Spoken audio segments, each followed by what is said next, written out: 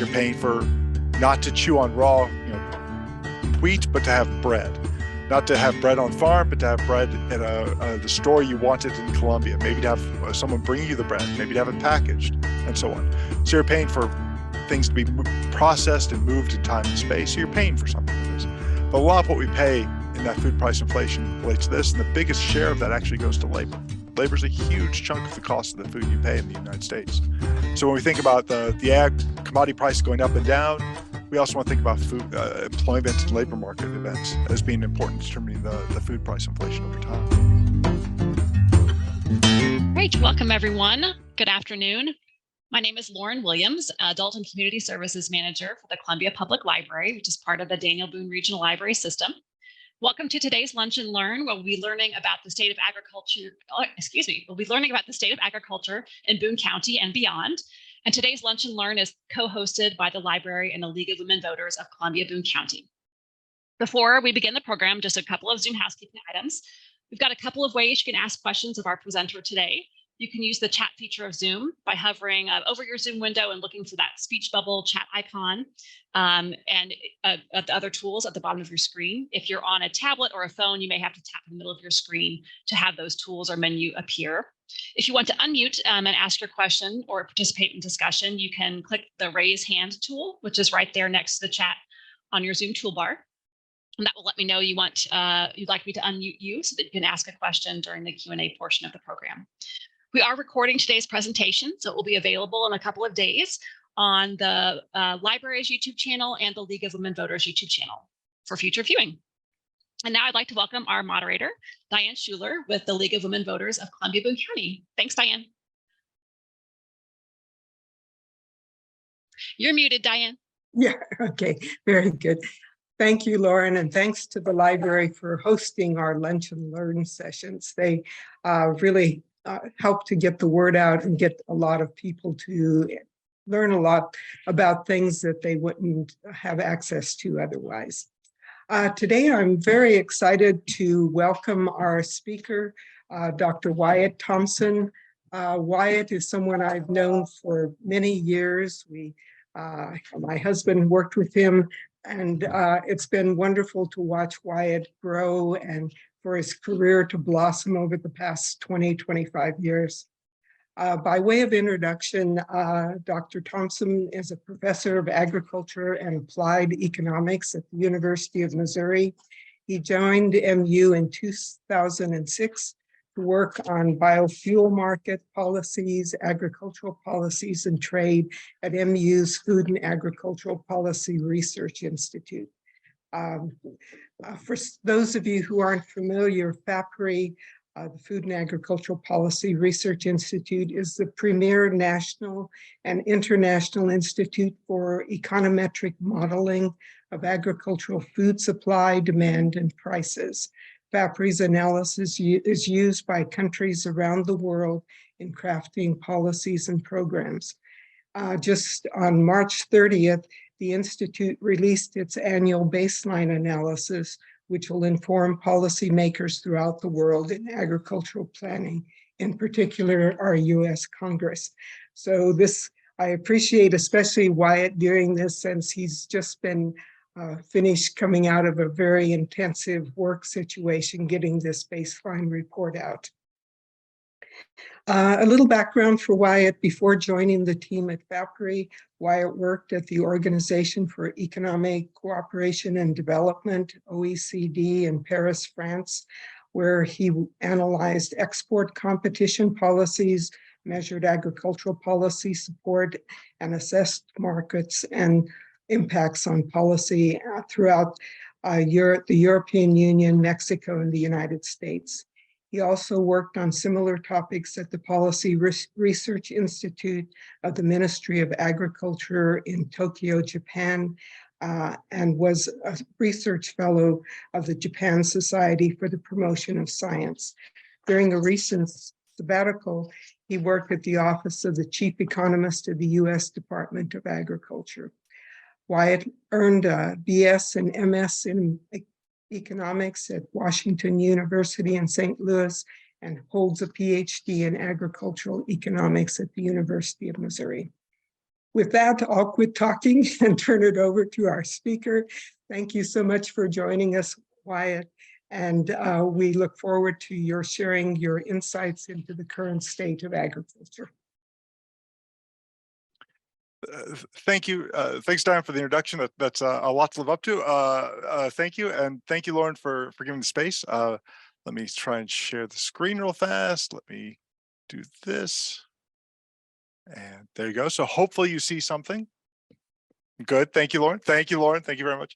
The state of agriculture is a huge topic, and I've gone beyond my usual areas of research to try and cover a lot of different topics. So hopefully it's more widely interesting. I don't get too much into details on any one topic where I spent days, months, years working.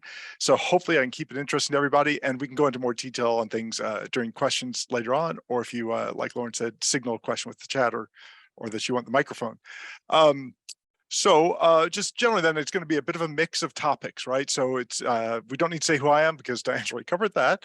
But kind of what's going on right now in agricultural markets and what are the trends, and then do some policy questions at the end because this is the League of Women Voters and that seems appropriate. Like Diane said, you know who I am now, with too much detail, but to be clear, we do a policy analysis. So we give objective analysis to support decision-making. We don't give recommendations at FAPRI, where I work, the Food and Agricultural Policy Research Institute. So my goal today is kind of the same. Here's some information that can inform your judgments about policies and what's going on in the world right now. So I'll skip this. So the discussion will mostly be about not really food and what you're eating right now, which hopefully is quite tasty, but instead about where food comes from in agriculture and agricultural trends. And I'll throw in some questions. If you were to talk to some of my students, you know I have in-class quizzes that they have to answer. And in fact, there's a test on Thursday this week for some students. I won't grade you, and you're not even required to answer. So I'll put up some questions just to give you a moment to think. So it's less listening and occasionally get to pause and see how much you know about agriculture in the US and the world. So I'm going to start with some information from the recently released Outlook that Diane mentioned. This focuses mostly on the US. There's an international one where I have a larger role that's hopefully going to come out next week, which is also coming out for international markets. But this is part of our baseline process where we look out at markets over the next 10 years. And there's a lot there about US markets and policies. And so I'll pull in just a bit of that. And again, end up with more US policy at the end. So one of the big stories is, Lauren and Diane, can you see my mouse right there? Thank you. So one of the big stories last year, you remember, is the war in Ukraine. Russia invaded Ukraine, and when that happened, prices went up. So here's the price of corn in dollars per bushel and price of wheat. The price of wheat going from $8 per bushel to $11. You know, $2.50 might not sound like a big amount of dollars, but there are lots of bushels of wheat in the world. And that's an increase of more than 25%. And it was pretty global. Prices in most countries went up quite a bit. And for countries where there's a lot of people who are maybe closer to poverty or in food jeopardy, food insecurity, that could matter quite a bit. The corn price and other commodity price also rose at that time in most world markets. But a key point is that since then, that peak, they've fallen off. And in more recent data, the price have settled. And in the projections we did, indeed, if you look at the futures markets now, a lot of these prices seem to be tailing off or falling in the future. And that's one of the changes relative to what people might have thought a year ago, is that a lot of these prices that were so in the news last year after the war, they've fallen off those peaks a bit. And again, the war in Russia was a big event. It affected two big agricultural producers, Russia and Ukraine. And that brings me to the first question, just see if you're awake and paying attention. So we think about Russia and Ukraine and how the war disrupted their exports. So just out of curiosity, let's think of three things: wheat, corn, and fertilizer, and the share of those two countries together in world markets. So which one was highest? Which had the highest share of world exports? Was it wheat, corn, or fertilizer for these two countries? And there's no survey answer. You have to think about it. Thank you, Lauren, for expressing that. It's a good contemplation look from Lauren. Thank you. So we have a paper coming up here by Grant et al. And so they actually did the data, and they find that wheat, Russia and Ukraine together have 28% of world exports. So the war jeopardized this. For the Ukraine, it made it very hard to export. For Russia, many countries took measures to try and limit exports. In fact, Russia still exports quite a bit, but maybe not as easily. So there's a higher cost to it. For corn, mostly Ukraine, it's about 16% of world markets before the war. And for fertilizer, about 1/5, and mostly Russia. And that was a big story too that hit agricultural markets. Is not only is there a shock on the commodity markets, but also fertilizer that's used to make some of these crops. And the fertilizer shock was a big unknown for agriculture markets because they happened spring. So you think about planting and so on and what's being produced now, that would depend on the fertilizer prices and what was happening to those. And there were other things going on too. We can look at barley, a big feed grain, although many of us know better for beer, but also a feed grain, where Russia and Ukraine had a big share. Certain oil seeds, not soybeans that we grow in Missouri, which is an oil seed that you crush to make meal and oil, but sunflower seed, meal and oil, there are big shares there. And natural gas. And the natural gas share was mostly or almost all Russia, and a lot of it went to Europe. And a big story a year ago, if you remember, last spring was the natural gas use in Europe and how they were seemed desperate to get supplies. There was talk about how they depend on Russia and the risks of a cold winter and what that would do to energy markets in Europe. And as one of my colleagues here, Mark Rosenbaum at FAPRI, said, that maybe we were all saved a bit by a mild winter in Europe. That because the winter was not so severe in Europe, there was less of a surge, less demand for natural gas for heating than normal. And that helped to make it easier for Europe to keep using natural gas to make fertilizers or for electricity for industry and for other uses. And maybe that was actually a happy coincidence or happening. So nevertheless, fertilizer costs are higher than they were before the war. So here from the outlook again, we take the production costs between 2020 and 2022. So a 2-year gap from before the war to most recent. And the cost for corn production, dollars per acre, a common way to measure cost in the US. So seed, about $100, and fertilizer, the blue one's the one that goes up. It goes up by $100 but over a 2-year period. So that's a pretty big jump. Soybeans doesn't use as much fertilizer, still an increase, wheat, cotton, but the corn cost certainly did rise. And the story of fertilizers is still important, right? So that's pressure on supplies. So food price inflation has also been the news over the last year or so. So food price inflation, again, from our outlook, going back 2007, you can see this is often measured as the food prices relative to what they were 1 year ago. So until this past year, they rarely increased by more than 5% from 1 year to the next. So maybe fairly stable. But last year, food price inflation for food overall, this green square, and for food at home, the blue diamond. So both about 10% or higher in 22. So in 2022, food prices went up by about a tenth higher than they were the year before. And that's slowed down. And so the year-over-year change has now fallen to maybe, well, actually it's in February, it's still pretty hot, but for the year, most people expect it to fall. As markets settle, as the post-pandemic adjustments are made and so on, supply chains return to normal. So a lot of people expect that this won't stay up 10% or more, but you have to go back a pretty long time to find food price inflation in the US that high for a while. For some of us, we might remember in the mid to early 70s, there was a time when food price inflation was, I think it hit 20% actually 1 year on average. So it has been higher in the past, but this still took everyone's breath away last year. And since then, it seems to have fallen. So when you think about the food you buy, let's think about that. So when you buy food here, when people buy food in the USA, about what share of the cost people pay goes to the agricultural commodities. So there's a chunk of what we pay that goes to all the things that happen in between the farm gate and what food you buy, right? There's processing, storing, retailing, all that going on. So there's all these other costs. So what share of the price that's paid for food goes to actual commodities on the farm? Would it be closer to 15% or a quarter of the price people pay? Or about half of what people pay for food, going back to the farm commodities, the corn, the wheat, the cattle, and so on.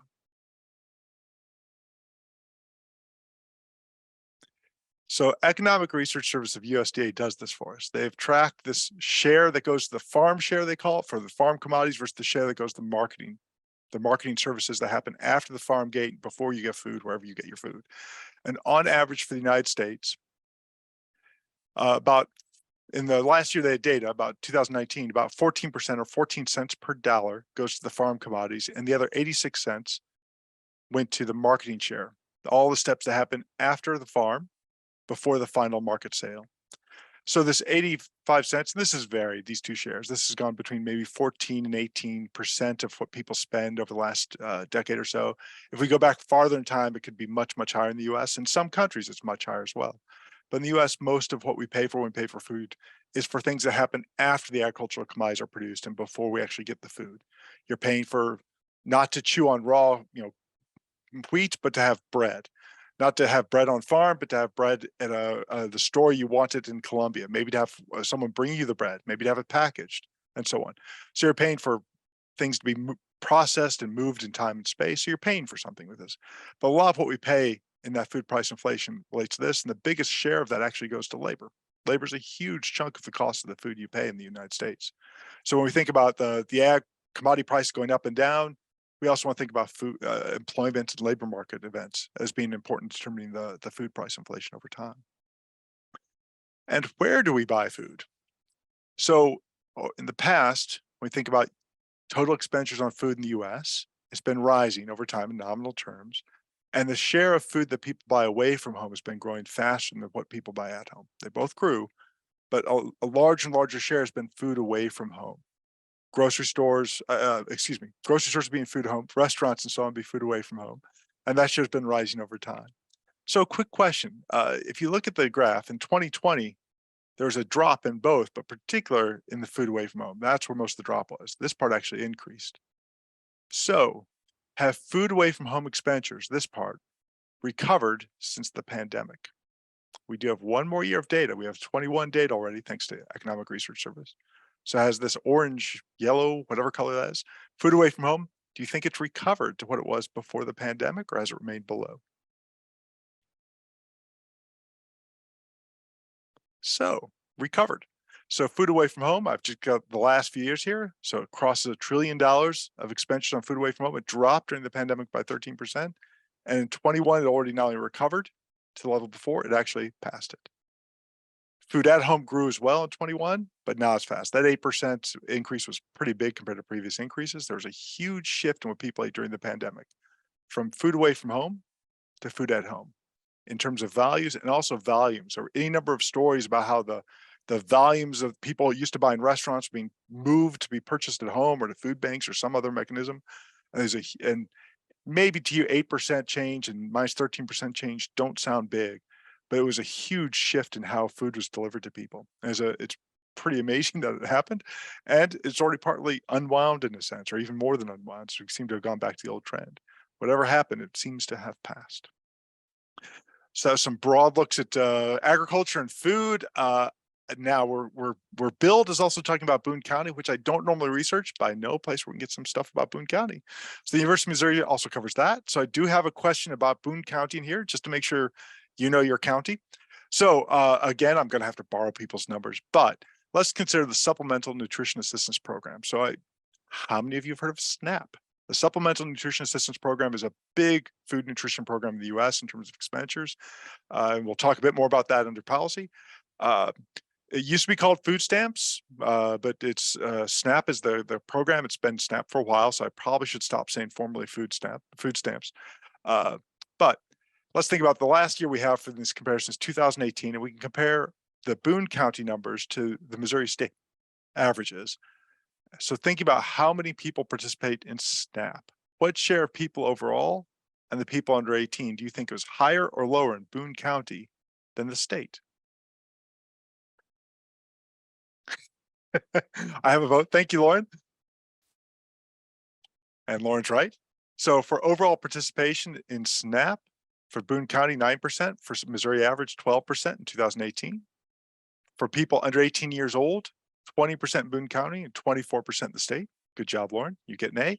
So this is just some of the data from Missouri Hunger Atlas and from the food insecurity numbers at the University of Missouri more generally. They have this website you can go to where you can get more information, but I love the food hunger atlas for every county in the state.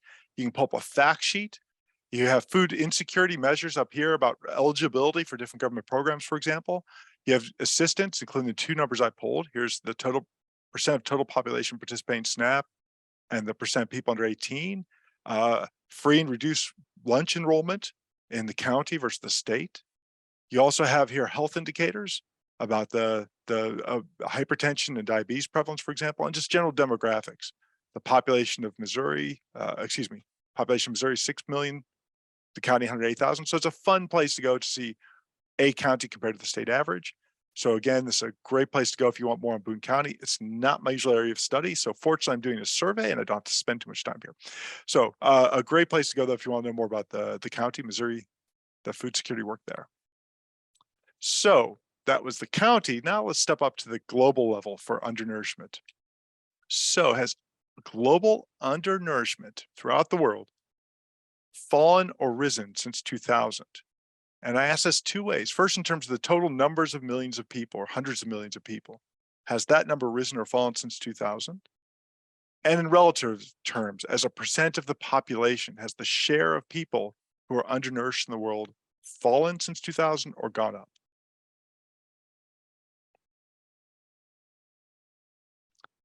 It's a tough one.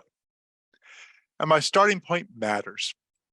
So the Food and Agriculture Organization of the United Nations tries to estimate this. These are difficult numbers. And if you go to their website, you can learn more about how they do it. It is difficult to estimate undernourishment around the world. So these might be the best data we have, but let's accept there might be some serious imprecision. So I showed two ways. I show here the total number of human beings who suffer undernourishment in the world according to their estimates. So billions of people. So this would be 800 million people in 2000 suffered undernourishment, and it rose a bit. And then the bars fell below 600 million. And then the Great Recession kind of stagnated there for a while.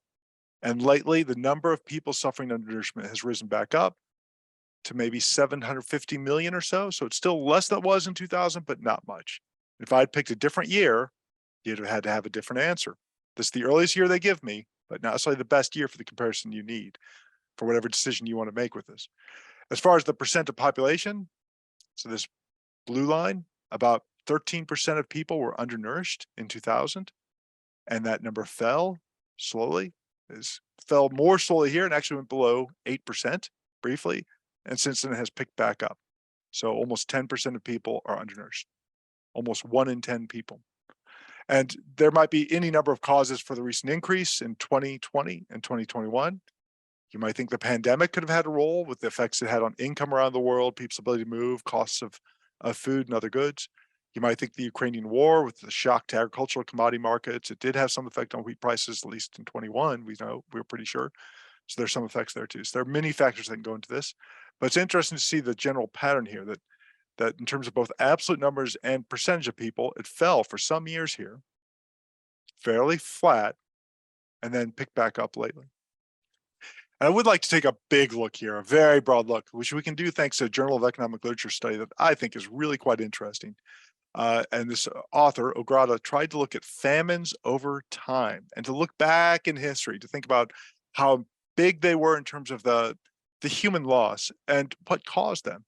So Ograda, goes back to the late 1600s in France and Ireland and Finland and calculates how many people died because of the famine in each case, with maybe 3 to 13% of the population dying during a famine 300 or 400 years ago. And Ograda attributes this, I should say, he goes into a lot about how you estimate these numbers. It's not simple by any means, but these are the estimates that Ograda comes up with, and these are the causes to which Ograda attributes the famine. So harvest, weather, a pest, a plant disease and policy problem, a lot of droughts with other things going on.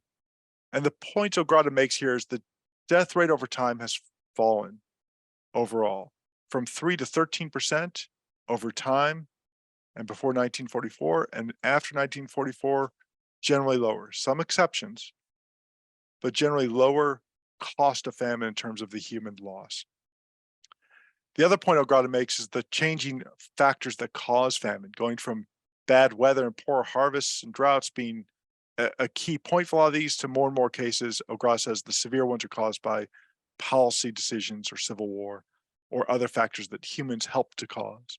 And so Ograda's paper it's a fascinating look at famines and food insecurity over time, and it's an interesting perspective to take about how the causes and costs of famines have changed over time.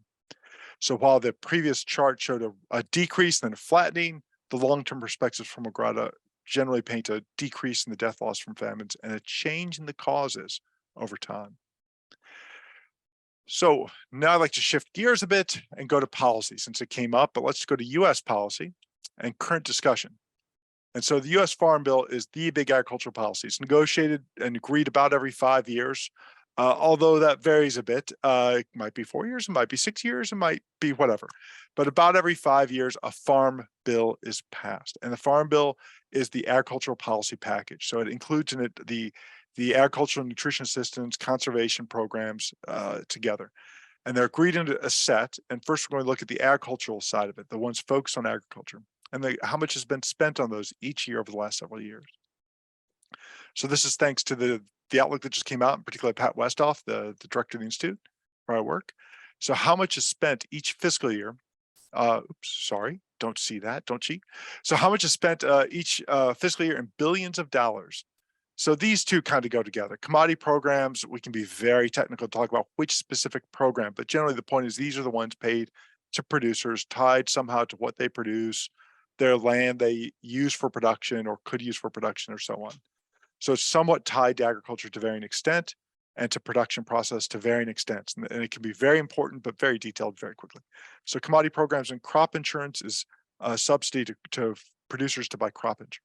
So these two together, back in '86, over $20 billion in the fiscal year. And that number fell throughout lower in the 90s, came back up in 2000, once again, peaked over 25 billion, almost 30. And since it's varied about, but it generally has been between maybe 10 billion and 20 billion for these two. So conservation, a big program you might think of there would be Conservation Reserve Program, where people sign long-term contracts to set their land out of production and into environmentally approved practices. So that's one, but there are other programs in the environmental group under conservation in the Farm Bill. And those expenditures were fairly small in the late 80s, but have become large over time and accounted for a few $1 billion every year of taxpayer expenditures. And then these other ones are more ad hoc. They vary. The MFP, or Market Facilitation Payment, that came with the trade war with China and amounted to more than $10 billion over a couple of years here. The pandemic payments, there's a whole suite of them. Each one has its own complications, its own name, and its own reason and purpose. And those also amount to tens of billions of dollars in recent years, although they are winding down. And then disaster and others. So when there are disasters or some other things, there might be an ad hoc payment made. You can see those can vary quite a bit, and maybe because disasters vary quite a bit, or maybe other reasons. So these vary over time, and lately have the spending on this basket of farm-related programs in general has been higher at over $40 billion in these last 2 years, and still over $30 billion than most past years. These are nominal dollars. So if we want to be careful and really compare what they buy, we use real dollars and compare them to our things. But in terms of nominal expenditures, at least, we're spending more on this set of policies recently than we did in the past. So we all know that well, maybe we don't, but in the Farm Bill expenditures, that was the farm commodity program. It also covers nutrition assistance like SNAP. And more money goes to SNAP than to the farm programs. But how much more? Do you think that the expenditure on nutrition assistance is about double the farm-related programs? The sum of, I'm going to go up a slide, sorry, the sum of these two? Do you think nutrition assistance is about double that expenditure? More than the commodity programs, but not that much higher, not double, or more than double the commodity program expenditures? How much more is spent on nutrition programs than farm-related programs in the US Farm Bill? Diane already knows the answer. So here's the span of the Farm Bill programs. This is from Congressional Budget Office originally. So the farm commodity programs in 23 fiscal year, the current fiscal year, 1.5 billion, crop insurance, 15.5. So you put those together, that's about $17 billion, $17 billion for those farm related programs. SNAP alone, $127 billion. So 17 to 127, that's more than double. It's more than 5 times. That's many times more a nutrition assistance program in the Farm Bill than on the farm commodity and crop insurance. The Farm Bill is about conservation, nutrition. There's a whole suite of different things it covers, and don't think of it only as a farm-focused program when it does cover so many other things. Congressional Budget Office also gives us estimates going out over the next 10 years. So they average out. So this is a sum, not per year, but if you divide by 10, you get an idea of the per year cost, right? So they expect the farm commodity program, these expenditures to go up on an annual basis. So 1.5 they see as maybe low. They see as $6 billion per year is more likely. Crop insurance, almost 10 billion a year. SNAP, about $120 billion a year on average over the next 10 years, according to CBO estimates. And Congressional Budget Office is part of Congress in a sense, but it's an office that answers them to estimate budget costs. And when there are discussions about farm bill options, the CBO are the ones who will come up with cost estimates that help people understand what can be afforded and what cannot be afforded, and also how it fits relative to budget limits. So the CBO are some of the most important applied economists in policymaking, actually. And you may never have heard of them, but they have a lot to say about what's possible, budgetarily speaking. So that's the farm bill, and farm-related commodities are a small share in that. So what do you think the share of farm commodity programs, including crop insurance, are relative to the total US federal budget? So that was just the farm bill, right? That was the farm bill. So now let's think about all federal expenditures. So within all federal expenditures, about what percent goes on farm-related commodities? Closer to 1%, 3%, 5%?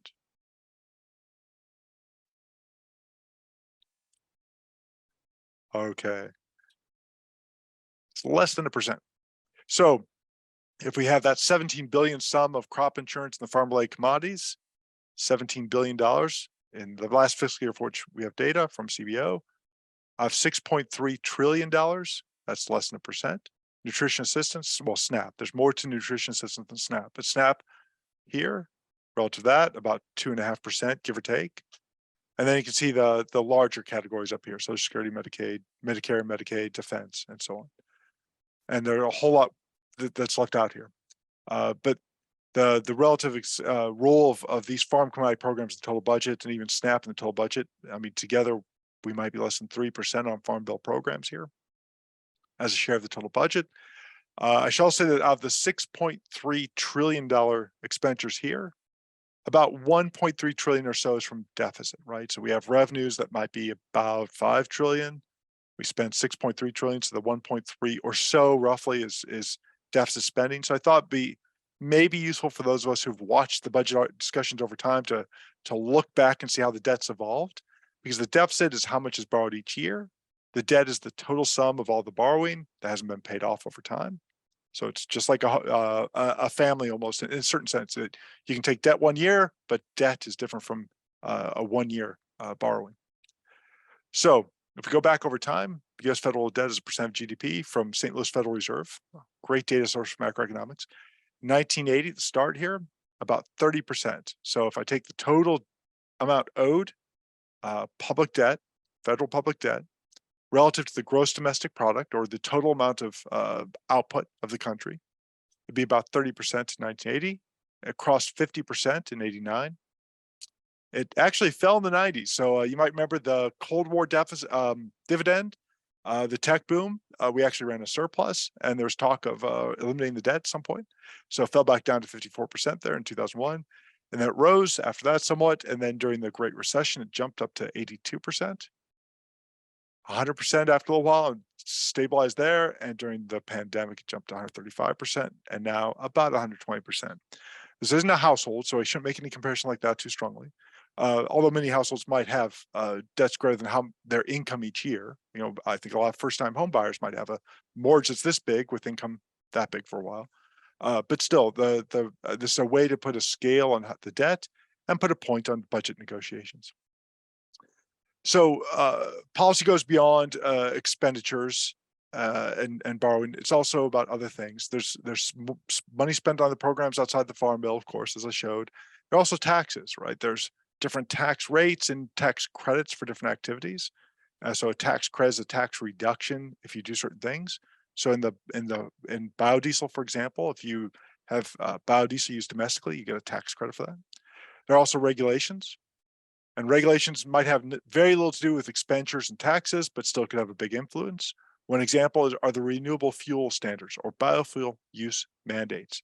So these are requirements that the EPA has to implement. There's a law passed by Congress, signed by the president, two laws actually, two packages that made it. But the EPA, the Environmental Protection Agency, implements the biofuel mandates. So they are the ones who are required to set the targets for different types of biofuel use. It can be incredibly complicated in ways for me as an economist that are exciting, about overlapping mandates and which feedstocks go to make which biofuels and so on. But a key point is that this mandated use can affect agricultural markets.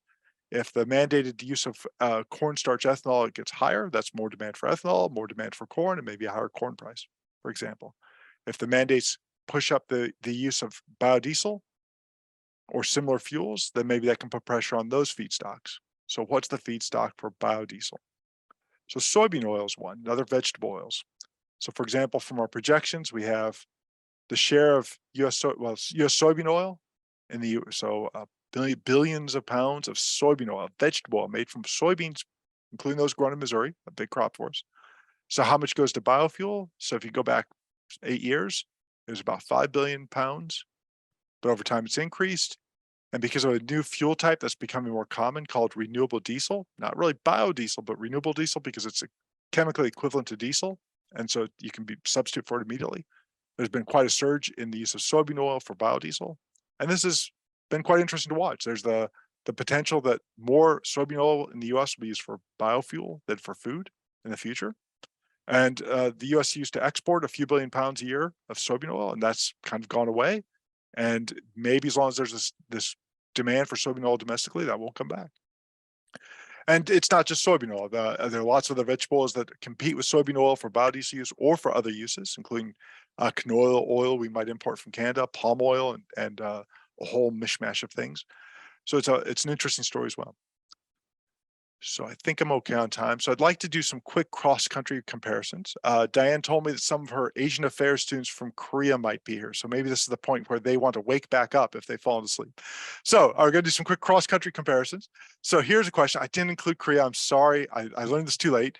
Could have done Korea if I had known. I'm sorry. I failed my audience. But let's consider U.S. agricultural policy across 4 countries. The U.S., of course, the European Union, Canada, and Mexico. So from the Organization for Economic Cooperation and Development, we can see data that shows the share of farm receipts that's caused by agricultural policy. Not regulations, but subsidies, tariffs, things like that. So in which of these 4 countries do you think the share of farm receipts caused by agricultural policy is the highest? In which of these 4 is the share of farm receipts caused by agricultural policy the highest? US, EU, Canada, Mexico. 3, 2, 1. So here are the data from OECD. OECD. So the United States, this dark line here. So in 1986, about 25%, about $1 out of every 4 of farm receipts in the country was caused by subsidies or tariffs or export subsidies or other policies like that. And over time, it fell a bit. It came back up here around 2001, back up over 20%, then trend down again. It went below 10%. Below $1 out of every 10, and now it is about 10%. So about $1 out of every 10 in the US in the 2021 was caused by agricultural policy. The top one here, the European Union. So back in the 80s, about 40% of farm receipts was caused by agricultural policy, according to the OECD and the European Union. And that fell over time, unsteadily, but fell. And now it's less than 20%, or in the most recent data, I'm sorry, it's less than 20% of farm receipts in the European Union are caused by agricultural policy. I included our neighbors, Canada, here. So Canada back in the 80s, very close to the European Union and fell over time. And now it's sometimes lower than the US, sometimes comparable. And there are other countries within the OECD group that actually have even lower support. Australia and New Zealand famously did a lot in the 80s to reduce their subsidies to agriculture, and their subsidy rates by this measure are even lower. Their support to producers constitutes a very small share of farm receipts. The other one here is fun to watch. Oh, I should say, some countries are going to be higher than anything I show here. I've got the EU at the top, but if I had included Korea, it would be higher. Japan would be higher. Norway, Switzerland. There are some countries that are higher than this EU path. But I'd like to go to Mexico real fast. So if you look back in time, now Mexico is similar to the US and Canada, about 10%. It's varied, but in the past it was actually negative. the sum of agricultural policies in Mexico in the past at times essentially was a tax on agriculture. It reduced farm receipts relative to what would have happened without agriculture. And there's a wonderful study a long time ago. It's been updated by a World Bank team. And a finding was that countries that are less developed, or the least developed countries, often tax agriculture. They might have very few places to get money. They might not have a working system for an income tax or anything, but taxing exports of agricultural products or some processing stage might be institutionally possible, a way to make money, and it might be one of their few choices. So in the past, at least, and even maybe today, countries that are less well developed tend to tax agriculture, and as countries got more money, that tended to change. So, Mexico, if we go back farther in time, might have been more likely to tax agriculture. Now, about 10% of farm receipts in Mexico are caused by agricultural policy. For other countries like China, it's been a shift from a taxation to a support. So it's interesting change in trends there. As countries develop, they tend to shift from taxing agriculture to subsidy, and the form of subsidies can also change in terms of how they subsidize, whether they do it through price changes or direct subsidies. I'll skip that for now and skip into some policy questions. So I like to start kind of wrap some things up and talk about some of the policy things, then leave it. So Farm Bill debate. So the Farm Bill debate's going on now. It's a Farm Bill debate because we're right up to the next Farm Bill. The 2018 one is coming to its 5-year limit, so to speak. So there's debates. A lot of it gets very technical very quickly, but the debate will determine or will affect how much money is spent on different commodities for corn, soybeans, and so on. There are trigger levels in some of these policies, conditions under which payments are made, or payments might get larger or smaller. So what should those trigger levels be? And there are also discussion of payment limits. What is the maximum cap for payments, direct payments to different producers or different people, I'm sorry. Nutrition assistance, there's a lot of discussion now about work requirements. Should people meet certain work requirements in order to qualify for SNAP or to receive SNAP benefits? Should there be different limits on what foods can be paid for with SNAP benefits? And conservation, for me, a big unknown. There's a lot. The Inflation Reduction Act includes a lot of environmentally oriented policies, and what's the future of those? And there's a lot of technical details about how spending works. For biofuel mandates, that's going on right now. Like I said, the EPA sets biofuel targets, and that means they have to do this routinely, and that's almost always on the table. So you might often hear about different people quoting the press, be it for Renewable Fuel Association or American Petroleum Institute or others, arguing about the relative merits of different targets for biofuel use, and the overall budget. That's in the news right now as well. And if we look beyond the now and over the next few years, you can think of trade policy priorities. We have a lot of bilateral, regional, multilateral agreements. Bilateral agreements with Korea, with Australia, with whoever. We have regional agreements like US MCA, US, Mexico, Canada, and multilateral agreements like the WTO that are in place. And maybe they can keep going as they are. Maybe there's some reasons to change things there. And there's always the question of, are there any new negotiations out there? Domestic policy, agriculture policy, just what are the relative priorities? Excuse me, in terms of the farm level policies, nutrition policies, conservation, and so on. What are the priorities and how to achieve those priorities? Environmental policies, including climate change, of course, water use, and so on. And again, the overall budget. That seems a pretty likely topic, the mix of tax and spending and borrowing and where that's going. So I've kind of tried to cover a lot of things here. I was asked to go from Boone County to the world. So you've seen a bit of Boone County, a bit of the world, and some stuff in between. So I tried to give my sources throughout, so you can see that I pulled some stuff from the Research Institute where I'm lucky enough to work, FAPRI, also from University of Missouri's Food Security website, which is a fun one. Also, the Food and Agriculture Organization is part of the United Nations. They're a great data source for global food and agricultural indicators. It's a great place to go for that. Economic Research Service. So if you want to learn more about U.S. agriculture, that's a great source of facts about agricultural food and so on in the United States. Congressional Budget Office, if you just want to learn more about taxation, where it comes from, where it goes, CBO is a great resource. The Federal Reserve in St. Louis is a wonderful database you can download. You can probably get an app from them. The OECD, where I used to work for international comparisons of policies, all great sources. And with that, I'm probably going to wrap up. Thank you for your attention, and I was going to let me stop sharing. Thanks.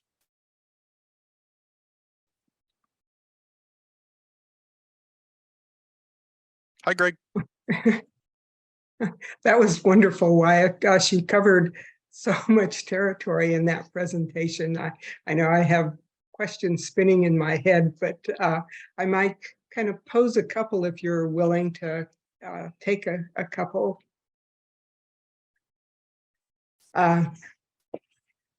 I guess one question is that or one issue, you looked at the biofuels, and how much does the move to biofuels affect, food costs? And, has that been good to substitute biofuels for fossil fuels and other types of fuels, or have we gone down a rabbit hole that's going to lead us in a direction we really shouldn't have gone? Thank you, Lauren. So I'm always nervous about good and bad questions. They scare me because that's even on the most basic question or seemingly basic question, that can have huge subjective assessment about the relative merits of things. It's certainly the case that adding demand for agricultural products would tend to push up the prices. So whether the biofuel rush was caused by higher petroleum prices in 2005 and 7, or the mandates, or both to some extent, the fact is more biofuels probably means more pressure on agricultural markets to produce more and higher prices for other things. It's really a mix because, okay, so people bought more biodiesel, but that means more expensive soybean oil, but cheaper soybean meal that's used to feed animals. So actually, some food prices might not have gone up as much because of those sorts of cross effects. So it's complicated, but overall, it's probably more expensive agriculture commodities and some positive effect on food prices. But is it worth it? So that means higher food prices, potentially to some extent, particularly for some things, but also just displacing some petroleum use. Well, how do you personally assess energy and security and the risks of, or the benefits of not having to import petroleum, to which this has helped contribute? And I think that's a pretty subjective decision for everybody on the call. How do you do this trade-off? And it's not mine to tell. There's certainly a trade-off there somewhere.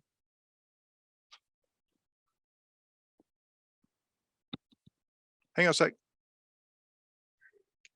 There might be some questions in the chat. Yeah, there is. I can't. Winifred Caldwell, I hope I got your name right. I'm sorry. So the market facilitation payments. So the MFP. So during the trade war, remember the trade war was the U.S. and China had a trade war. So there was a disagreement, and they started to say, "Well, we're not going to take your stuff anymore." So the U.S. stopped taking certain things or put tariffs on certain things from China, and China started putting tariffs on things from the U.S. And soybeans was one of the things in that mix, as well as other agricultural products like certain pork products. So here are these tariffs on Chinese imports of soybeans, pork products, and other things from the United States. That means the U.S. had more difficulty exporting, and so U.S. internal prices would be pressured lower.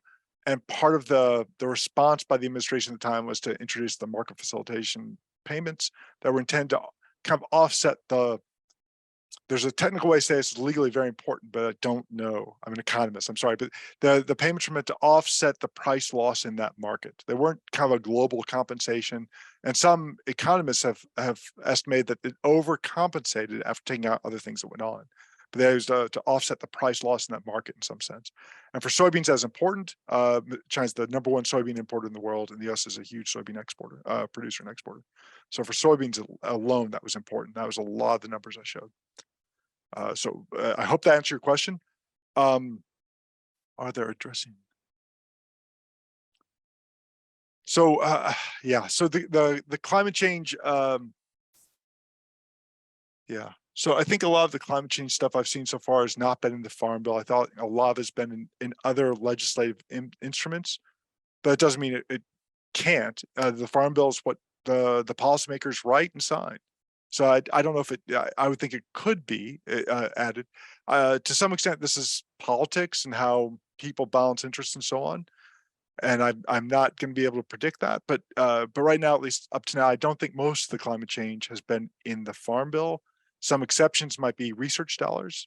Some of the funding for research through the Farm Bill does focus on climate change mitigation or adaptation, for example. But in terms of practices, I don't think there's a big dollar amount there as opposed to the Inflation Reduction Act, where I think there is a slug of climate change oriented stuff, and that has to do with agriculture as well. There's another question kind of related. I can read that to you. Since Diane can't see those, is there a movement toward unprocessed plant-based eating for better conservation of water and soil, less pollution, and better human health? Thanks for the question, Linda Green. To my knowledge, there's not a huge one.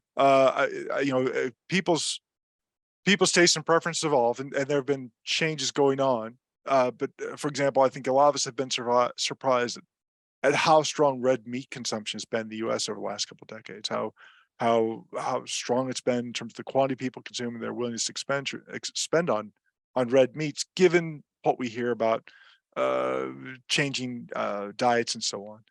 And this isn't just the Atkins diet sort of thing. This is a pretty persistent, strong demand for red meats overall. So that's an average or an aggregate, and I'm sure there are people for whom it's different. But as a rule, I don't see consumer shifts, at least up to now, as being responsible for a lot of change in water use and so on. Not overall. Should preface that this isn't my usual area of play, but that's my impression from what I've read. Got another question, one from Sharon. What are the major crops in Boone County, and what is their dollar value annually? It's a quiz for you. You got me. Wow. Where would I? I know where I'd go to look, but I don't know those numbers offhand. I'm very sorry. I was surprised. I remember learning 40 years ago now, 30, that Boone County had tobacco allotments back in the day, that there had been tobacco grown in Boone County. They had allotments under the old tobacco program to grow tobacco under the policy for tobacco way back when. So I was really, maybe Greg knows a story about that better than I do, Greg Schuler. But yeah, I was really surprised to learn that Boone County's had a mixed experience, but I don't know offhand. For Missouri as a whole, soybeans is probably the big crop, right? But and there's a lot of dairy, there's a lot of poultry in the South, eggs and whatnot. We grow a lot of animals. We have a lot of cow-calf operations by number, but other states have more volume of animals, even though we have lots of farms. But in terms of Boone County, no, I'm sorry. You got me.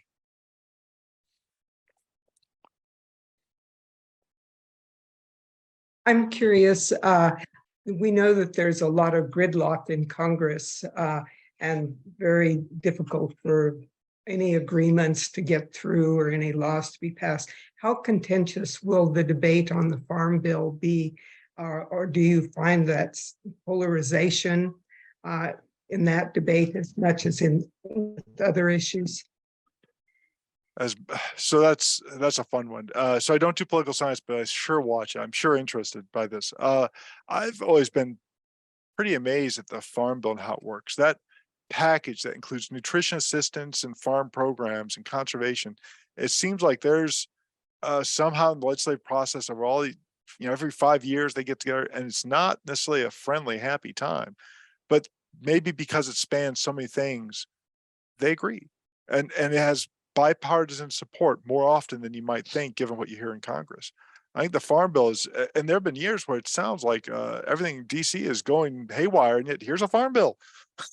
So I think the legislatures, I think they have an interesting strategy for the Farm Bill. It seems to have helped that get along, and there have been exceptions. There have been rough years, but generally I would say that because of its composition, perhaps, and its scope, that there's a bit of a balance built into that to make sure that people negotiate whether more should be spent here or there. But the packages seem to happen. It's really interesting to watch. It is interesting. Yeah. Maybe we need more farm bills going through Congress. Maybe. Very good. Okay. On kind of a different topic, less developed countries often protest against the subsidies that developed countries give to their agriculture sector because that's the area where they can compete. They grow those. How would you respond to a less developed country that is saying it's unfair that we subsidize our agriculture to the extent that we do? So I'm kind of like him. My job is not to defend. So for me, it's like, okay, that's, but certainly we all see their point, right? That that if a country's trying to export something that U.S. subsidizes, or lots of developed countries subsidize and push down the price of that good in world markets, it makes it hard for a developing country that doesn't have that same sort of capacity for subsidy to compete against a lower priced good. So we all understand that argument. Certainly, I'd say there are a couple things to watch out for. One, is there are also winners. It was an interesting thing during the biofuel boom to hear the argument also that well, the biofuel boom is raising prices and hurting consumers in developing countries, which was true. It's an interesting thing. There are winners and losers when the price changes. A high price is a good price if you're a seller, it's a bad price if you're a buyer, and a low price the opposite. So it's interesting to think the biofuel boom and the price surge 2005, 2007 was really interesting to stop and think, oh, wait, there's winners and losers in all these countries. So some people hurt, some benefit from a low price. Second is the share of subsidies in developed countries relative to the total value of market receipts has fallen over time. Maybe it's still too high or low. I'm not saying that, but it's lower than it used to be. So when you think about what drives production of crops in the US, maybe it's market receipts are still the main thing. It's not like they're producing just for subsidies. If subsidies are 10% of their market receipts, maybe it's an equally sized share of their incentives to produce. So it's not just subsidies that cause Missouri to grow soybeans by any means.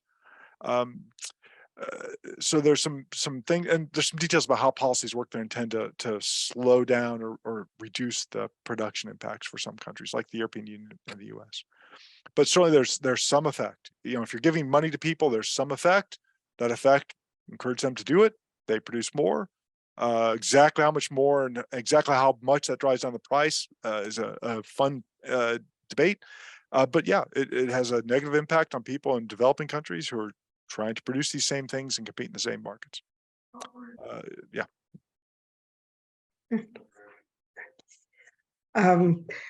Greg had a question about ag food technology population dynamics over decades. How would you assess, are they all moving in sync? Are the dynamics out of whack? Or yeah. So there's I remember way back, and this is and Greg knows better than I do, the treadmill idea that agriculture is producing more and more and productivity is growing over time and tends to outpace the demand growth. Demand growth being driven by incomes of people and population growth over time, that these grow at a certain pace and increase food demand only so fast, yet agriculture productivity keeps just driving along and pushes down real crop prices. And that's the treadmill idea. And it's a fascinating idea that seemed true. If you looked at real price of agriculture commodities, you saw them going down. There were the early 70s where they jumped up, but then they went down again. And actually that biofuel boom and the food versus fuel debate that you mentioned before was fascinating in 2005-07 because it seemed to have turned around and opened up a whole, and that plus anticipation of climate change opened a whole new discussion that maybe real prices are going to be rising in the future. And who knows about the future, but population growth is slowing. The part of economic development where people consume a lot more food is kind of past us. In a country like the US, more income doesn't translate to a lot more food consumption. We change what we buy, but maybe not the overall calories or overall consumption quantity.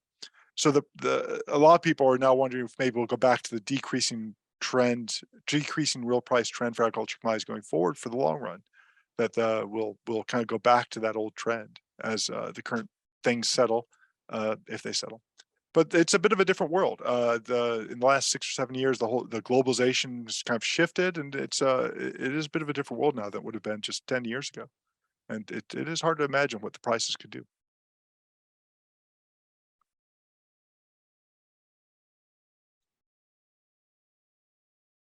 were there any other questions in the chat that we didn't address at all?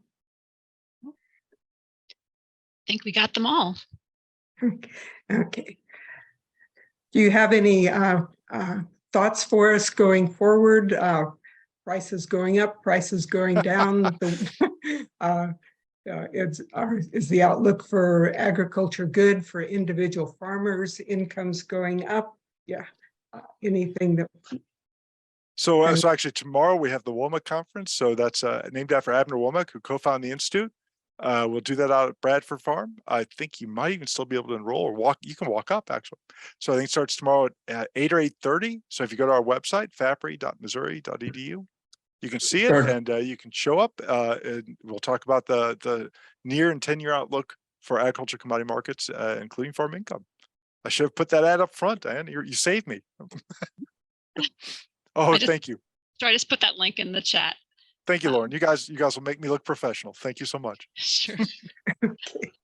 Okay. And we are right at 1 o'clock. So I want to thank you, Dr. Thompson, for being here. Diane, any final words from you? No, just a big thank you to Wyatt. That was a wonderful presentation, and you covered so much ground, and I know I'm much better informed than I was 1 hour ago, and appreciate all your work and time you put into this. Thanks, everyone. Thank you for the invitation. Thank you, Lauren, for hosting, and thanks everyone for participating. Thank you so much. Thank you, Wyatt. See you tomorrow. See you, Don. Thanks, See you, everyone. Join us again in May 9th, Lunch and Learn at noon. We'll be hearing about mental health from professional counselor Vanita Khanna. So join us then. Thank you so much. Take care, everyone.